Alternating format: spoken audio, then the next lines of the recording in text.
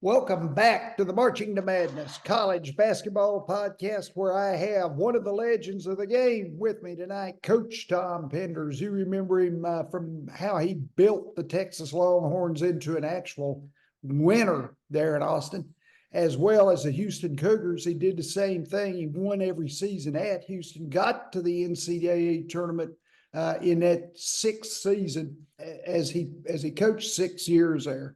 But tonight, Coach and I are going to talk Big 12 basketball. We're going to talk a little bit about the South Florida Bulls here in my backyard, and then just talk a little college hoops as we both look forward to the tournaments with the conference tournaments next week. Coach, welcome back, man. It's good to be with you, Kenny. Thank you. Yes. We're looking at the Big 12, and we all knew it was going to be, the top conference or one of the top conferences. I think it's Ken Palm has it rated 1 again this year, and it hasn't disappointed, especially with the Houston Cougars coming back, taking the step from the American and being such a force. Well, that's amazing because everybody knows it's a big step up from the American to the Big 12. Kelvin Sampson has a lot of guys back from that team. I think he only lost one quality player off last year's ball club, maybe two. Young freshmen that went to the NBA. Didn't have a huge impact on them last year, but he's probably going to be someday an all-NBA player. So Kelvin Sampson, I really believe this. So there's no knock on anybody else. He gets the most out of what he has. And that's a sign of a great coach. And the great ones out there, guys like Bill Self and Kelvin. Before it was Mike Krzyzewski. Before that, it was Dean Smith at North Carolina and Roy Williams, et cetera. They make the most of the talent they have. Now, that doesn't mean they get to a Final Four every year, but throughout the season, you can see that they have quality teams. Now that's the same thing that can be said about UConn. Danny Hurley, when they signed him up, I knew that was going to happen. Because I knew Danny, I was real close to him when he was at the University of Rhode Island. I went to 2 or 3 practices a week and every game, and got to know him. And then when my buddies at UConn, where I played 2 sports, I talked to some of them who called me and asked me about Danny Hurley. And I said, he'll build you a program. He's not just going to be a one-year wonder and take off to go somewhere else. This is his dream job. It's close to home, close to his family, and the rest, you can see it. To be number 1 for most of the season, to do the things he's done in a real tough conference again. The Big East may not be as strong as the Big 12, but the Big East, like the Big 12, has a team in the top 3 or 4 with UConn. And then you got Houston from the Big 12. And then after that, you got to reach down a little bit for teams in the Big East that are in that range. Same with the Big 12. The only top 10 team in the Big 12, in my eyes, is University of Houston. They have other teams that have been real competitive, like Iowa State, for instance. And I've watched them probably 10, 12 times. I'm still trying to figure out who their best players are, because there are a bunch of no-names, guys who are not top 50 or 75 and maybe even top 100 players in high school. They just develop under Coach Osselberger. He's a fantastic coach too. On the line of Kelvin Sampson, I see some of the same qualities. He's tough, he's a drill sergeant and all that, but his players love him. A little tough love. Doesn't hurt anybody. When you're talking about coaches and players, some coaches are like me. Some coaches are like Bob Knight, Kelvin Sampson, and I put him in that class. They're tough, but they go off the floor after practice. Same guy they were on the whole practice. They go off arm in arm or arm over each shoulder. And that's the key in coaching. The key is to be the same guy every day. And however you can get it across to your team and get your teams ready, that's a very personal thing that involves trust. The players have to trust you, and you have to trust your players. And there's many instances where that has not been the case with different teams, and they just don't gel. They never make it very far in the tournament. But the teams that have that quality of trust and respect for their coach, they don't have to love their coach. They don't have to like their coach. But if they are willing to be coached, they're going to excel, and the team is likely to excel. But the Big 12 is a real tough conference. But when you look at it, kind of like Villanova in the years they won, the Big East was really good. But Villanova was up here, and everybody else was, 8 or 9 steps behind them. And Villanova, they ended up winning a couple of national championships and Final Fours. So, there's no magic formula. And this year, I'm picking my Houston Cougars. Yeah. See that right here? Yeah. Because Kelvin Sampson, they've had some tough breaks and losing key players or running into a team that's a little bigger and just as talented, and they don't have a good shooting night. But they can beat that same team tomorrow if they played them. So when you get into a tournament, it's about gelling at the right time. And Kelvin Sampson's teams rarely lay an egg in the NCAA tournament. They usually go as far as they can go. And it's, usually a tough loss, a close game when they do get beat. So, I love the Cougars. The Big 12 is a real competitive league. They'll probably get 10 teams in, at least 9. That last spot is kind of iffy because Kansas State, I believe they're 8-11 right now. And if they lose their last game, they'd be 8-12 in conference play. And I think that'll be the first time ever a team got into the tournament 4 games below 500. I don't care how tough the league is. They look at that, and that kind of knocks you over. But Scott Drew played a pretty tough non-league schedule, and that's a factor too when they're figuring out who is going to get placed where, the seeding, who did they beat? And sometimes you can see right in their own conference. Mm-hmm. You have a situation in the Big East. Some people are saying St. John's now could be in.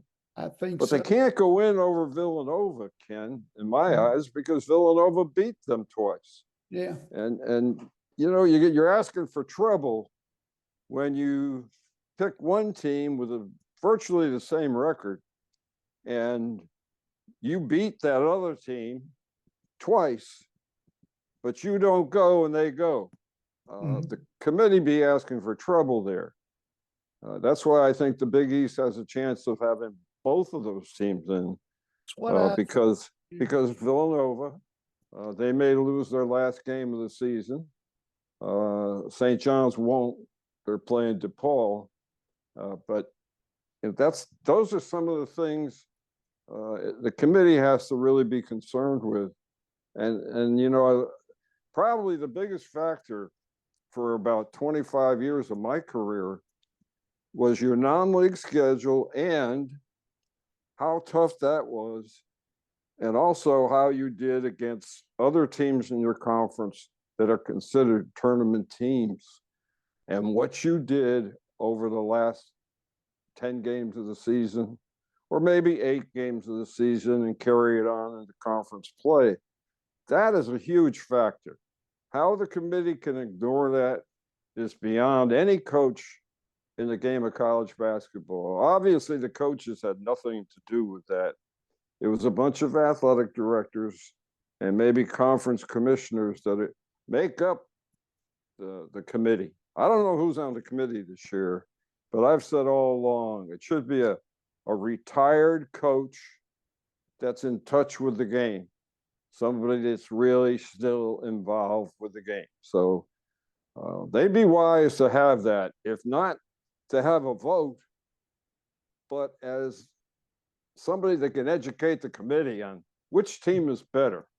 And I always used to look at it like, I don't want to play those guys.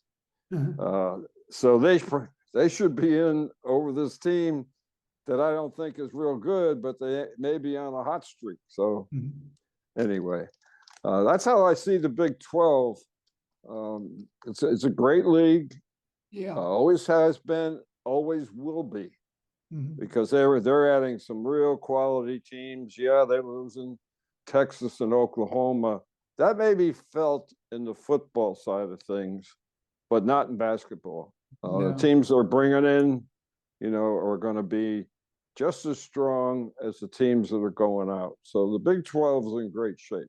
Yeah, we were talking about Houston. I went up 2 nights ago and saw them play UCF in Orlando, and I saw them come from behind.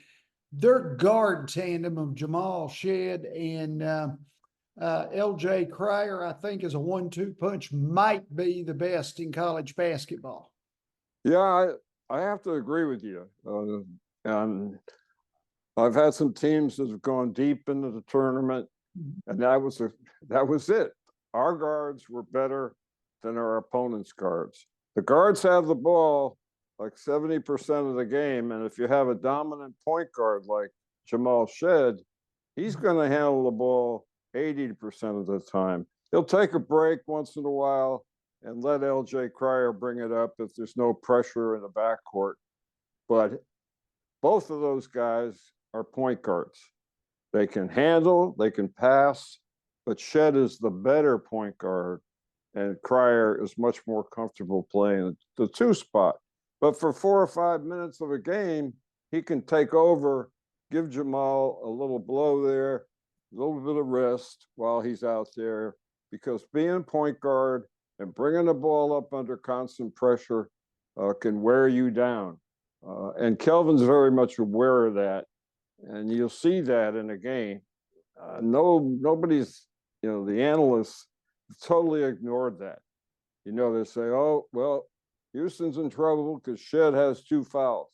No, they're not, because Cryer is still a darn good point guard himself. And they'll just go a little bit. Yep. And he can light it up. Exactly. He's liable to go off against anybody. But he's become a very well-rounded guard in Kelvin's system. Kelvin develops basketball players. If you want to be coached, he's the guy that's going to coach you. But you have to be willing to be coached.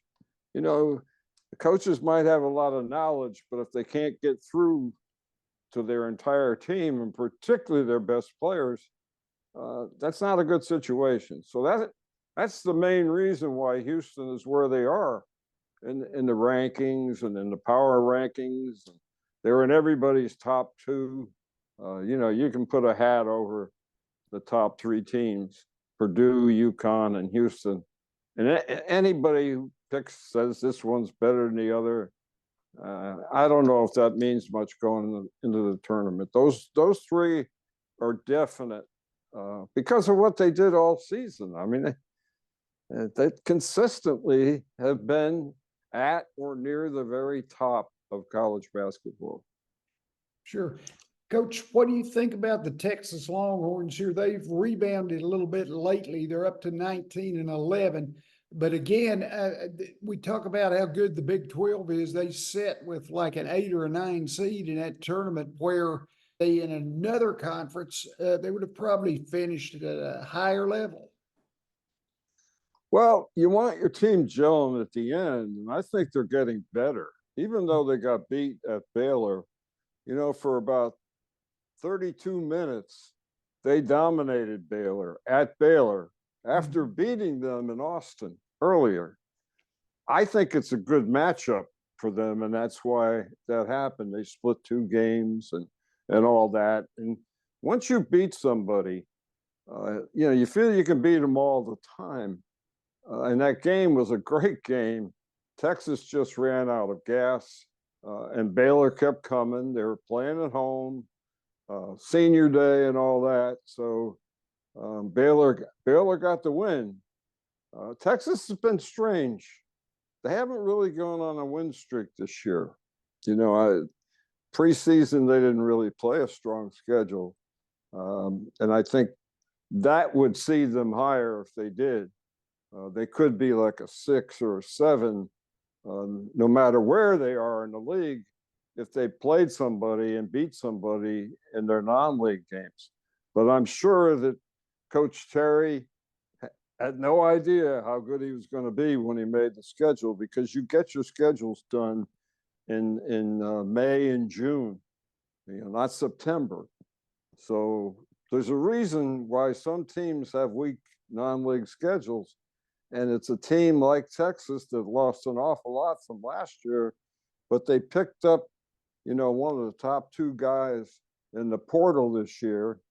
They got a great guard themselves in Max Asmus.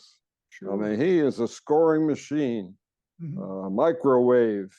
That's what I'd call him, because he's just like Vinnie Johnson, the old Detroit Piston. He just, once he hits 1 or 2, look out.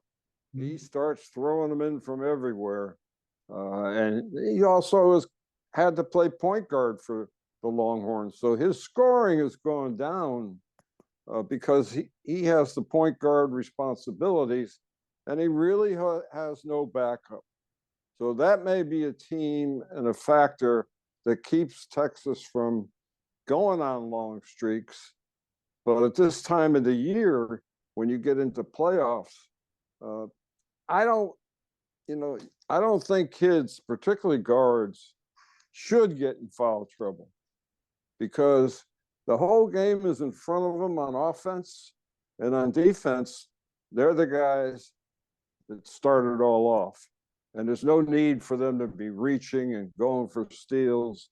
They're not involved in a lot of the interior rebounding where there's putbacks and stuff. Guards have got to get the heck out of there as soon as 2 guys are fighting for it inside. The smart guys just backpedal and get out of there. You should not foul out if you're a point guard.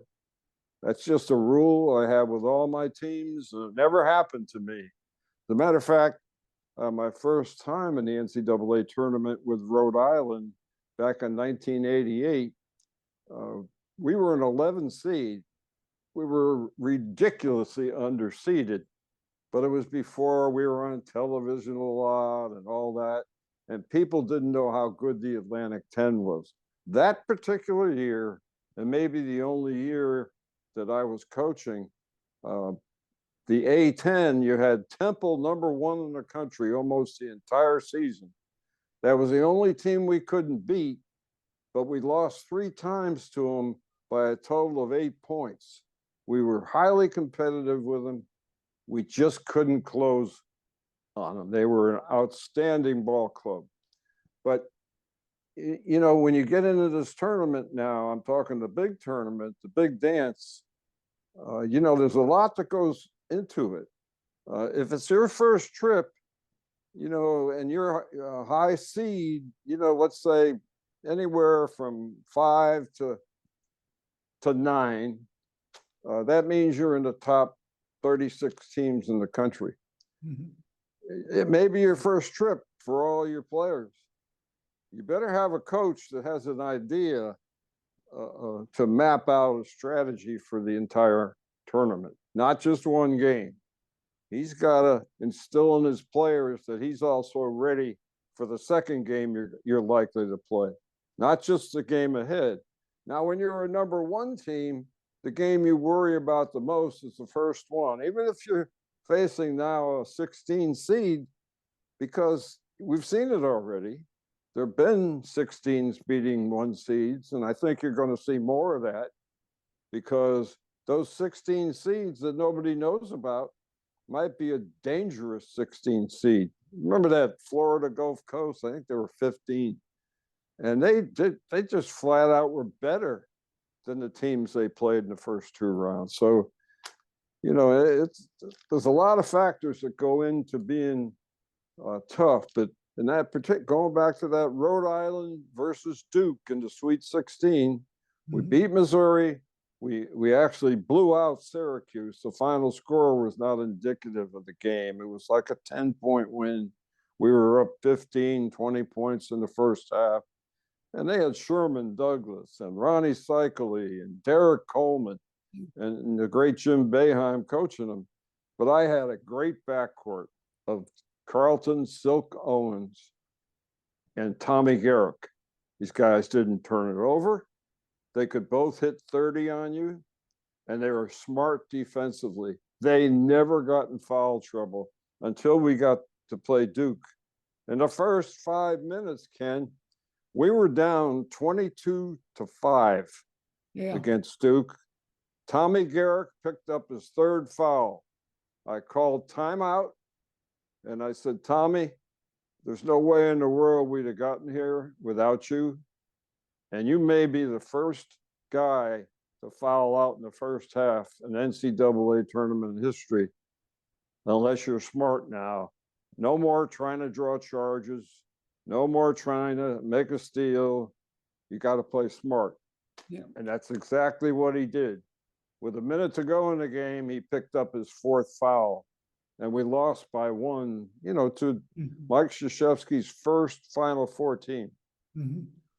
I remember that game. In fact, I remember that tournament because I was in Chapel Hill and I saw the Rams beat Missouri and Syracuse. I remember watching that Duke game on TV, and I would have sworn the referees walked in there with Duke letter jackets on. I had to do that. I got a little upset when they came out strutting out on the court as Duke played their fight song. Yeah.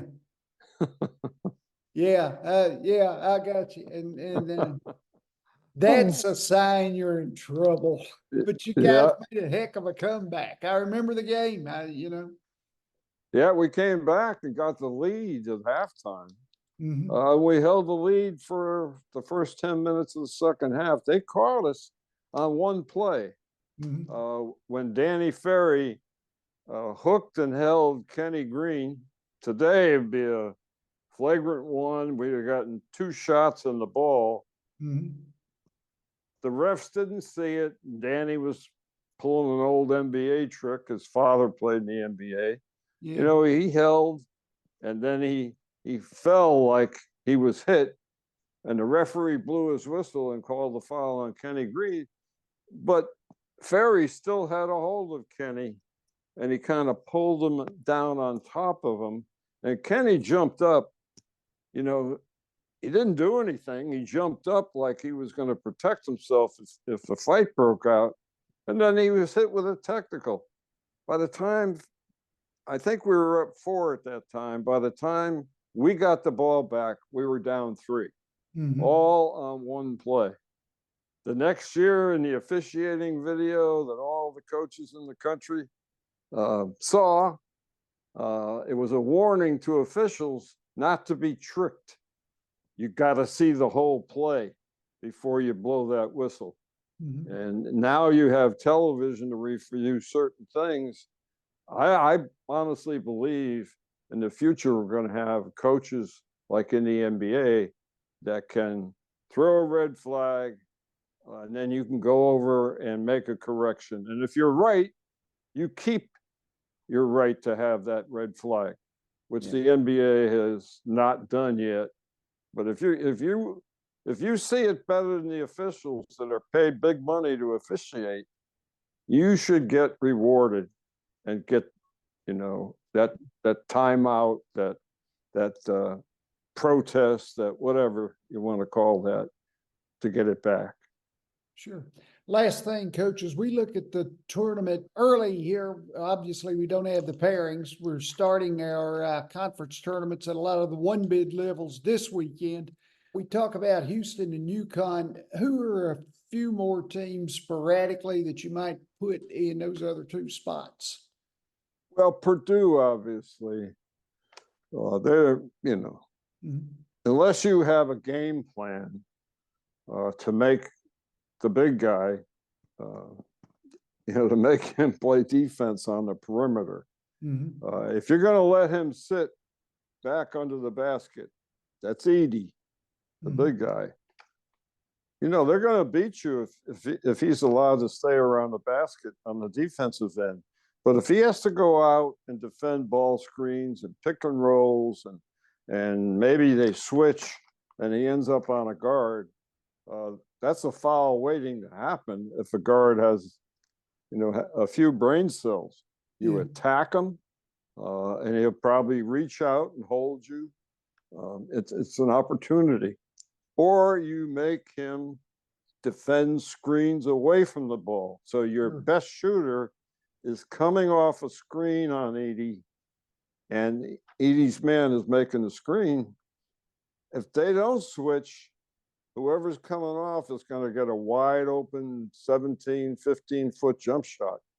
So those are things you have to make Edey do out there. But, there's always surprises. Last year it was FAU and San Diego State. We had two surprises. And maybe San Diego State.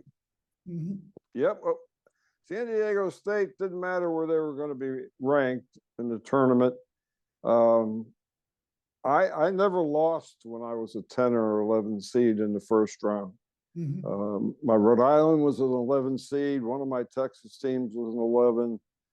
We always seemed to get 10 or 11 because the Southwest Conference was not on television a lot, and we were underrated as a conference.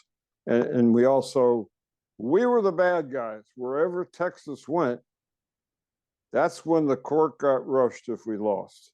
And everybody talked about that scenario where Filipowski got run over, or he was trying to pick off fans who were running by, whatever that was.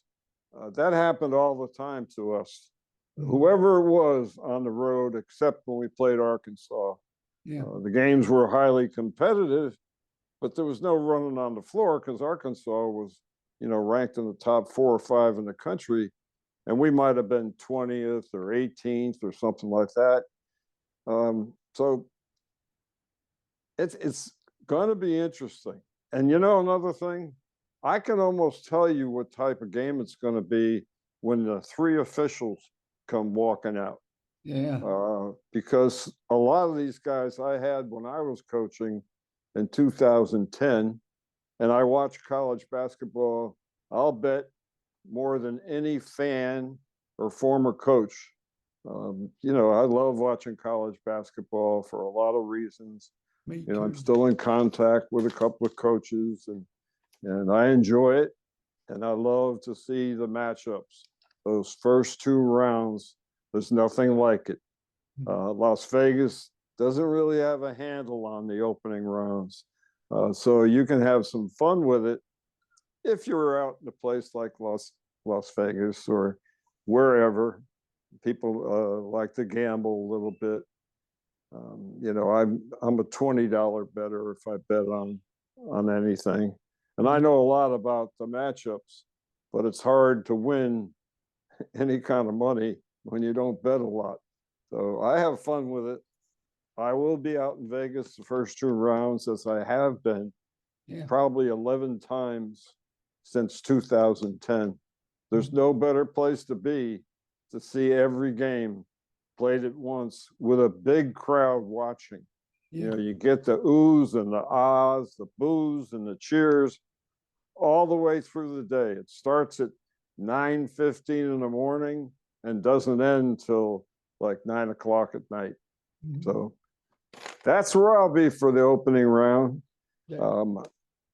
I'm willing to make picks on on, the teams that I know the best. I played at UConn. I'm a UConn Husky and will be till the day I die because I played there. I was a captain there. I was a leader there. And my nephew's the head baseball coach there. And I know Danny Hurley really well. It's almost a father-son type relationship. Cool. He was nothing but respectful and easy to be around whenever I was around. And he asked me questions. And he's a terrific coach who gets better every single season. And I don't know if there are too many teams in the country that can handle UConn when they play. They're 10 deep. A lot of guys aren't playing much and probably will get their year back who are really talented kids on that bench. But, in Newton and Spencer, they have one of the best and smartest backcourts in the country. Not the quickest, but they can both shoot. They both penetrate. They're good passers. And they've got the best big man in college basketball outside of Edey.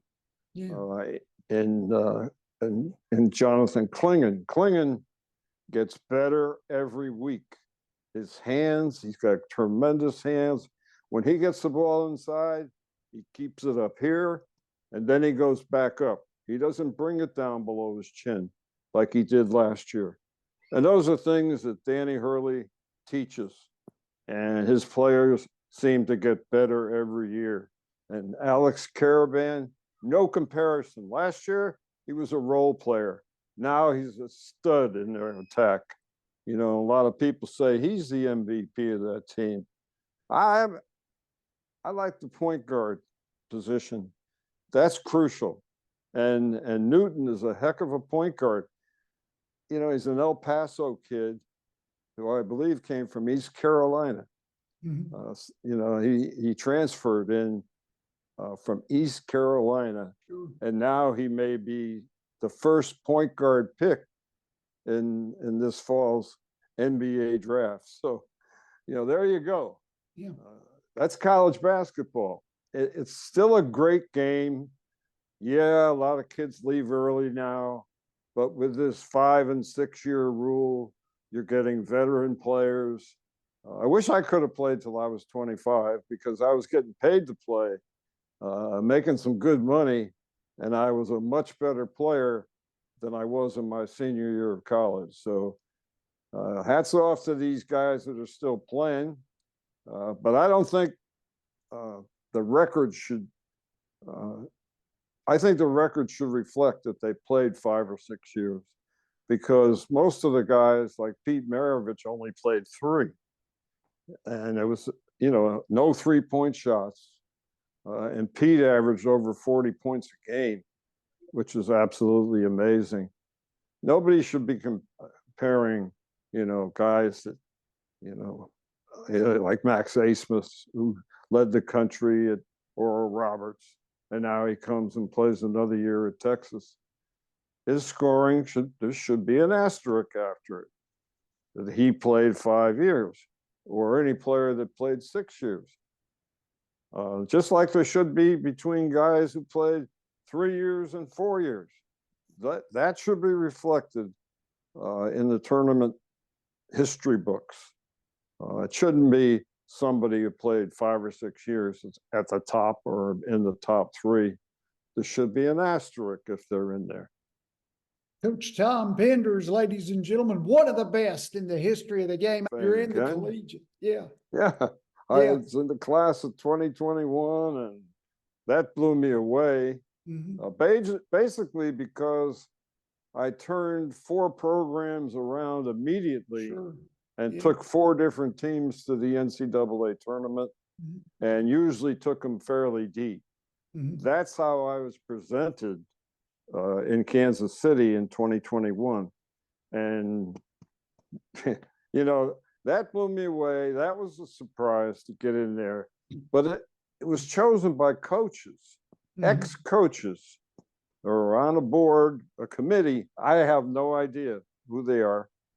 I don't have a clue. I know a couple of guys that recommended me or nominated me, but then you got to pass that committee. So to be elected by your peers Yeah. instead of sports writers Yeah. is a big deal to me. Mhm. And I was a college coach my whole career.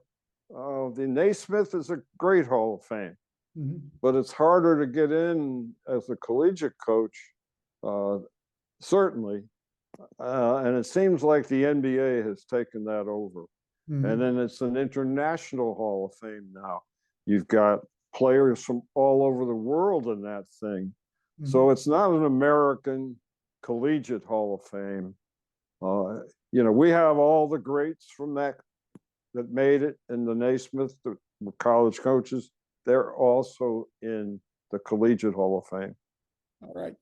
Coach Tom Penders, I really appreciate your time, and I always enjoy talking to you. And let's have some fun here in March. Yeah, and go South Florida Bulls. That's one of my teams now. I watched them closely the other night. They've got talent. They're well coached. He should be up for Coach of the Year, Abdur Rahim. Yeah. He's done a fantastic job at South Florida.